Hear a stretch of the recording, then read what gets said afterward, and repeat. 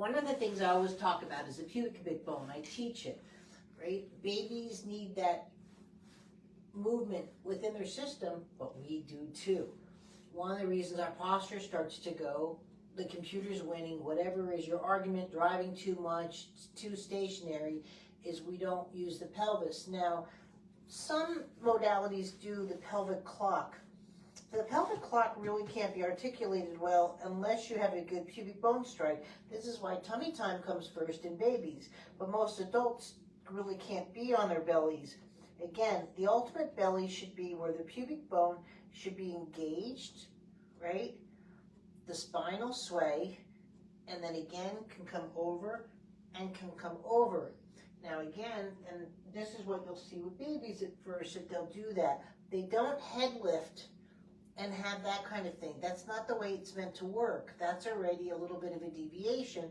Or the same thing too, where we start saying, well, I can't lay this way because it hurts or whatever, and I need to go this way, right? Our body has automatic movement preferences, and you really see it presenting the head to the table like this. If you can't do it, you're not doing it. You know, again, most people have only one way of doing it. You should be able to do it in both ways.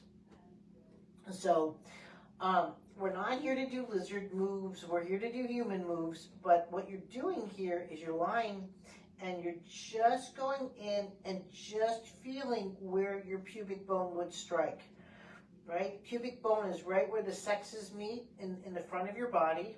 It's at the groin. I'm not pressing or curving my back. I'm just letting gravity sink in and bringing it down and bringing it back up again. Right? This little movement already should start engaging your back, right? The back really should breathe and do all those kind of movements. But again, like a seesaw or a fulcrum point, your pubic bone is there. And so you're just doing these nice movements. Now, I'm not going to do everything because this is live. You also want to come to this side and also engage the pubic bone.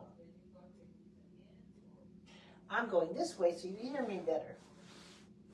So when you're here doing the pubic bone, and now what you're going to start doing is just working on the midline crossings. So today it's just going to be pelvis to knees.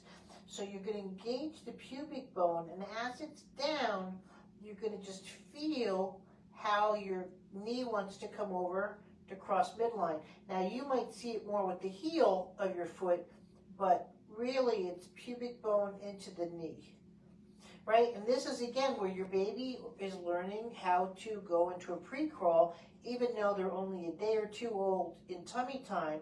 They're not doing these purposeful movements, right? But notice my butt's not up and I'm doing it this way. You don't see a fall. You don't see this big range of movement.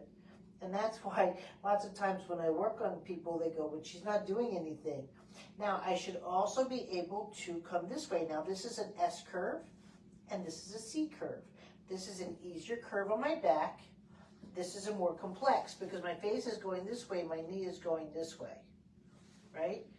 And so never any pain, but you're just looking for, again, that rotation of the knee, but you're doing it around your pubic bone.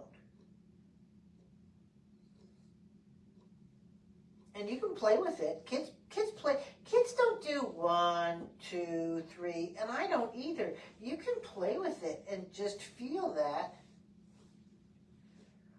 and do all of that. It should feel just a nice, when you get into it, it's just a nice little wiggle. Then all that midline crossing should just automatically happen. I'm not wiggling my tush. You know what I mean? I'm engaging that weight transfer, those transitional movements. Real simple stuff. Now you might get up and say, wow, Michelle, my neck feels so much better. Wow, my shoulder. Wow, I'm just connecting the dots. Remember, we have more stamina when we have more synchronicity. When things aren't synced up together, now we can become pieces and parts. Oh, my back, oh, my shoulder, all those kind of things. And we're not engaging the ease of movement, we're engaging the avoidance of movements, which the avoidance of movements to most people our age is pain. Thanks.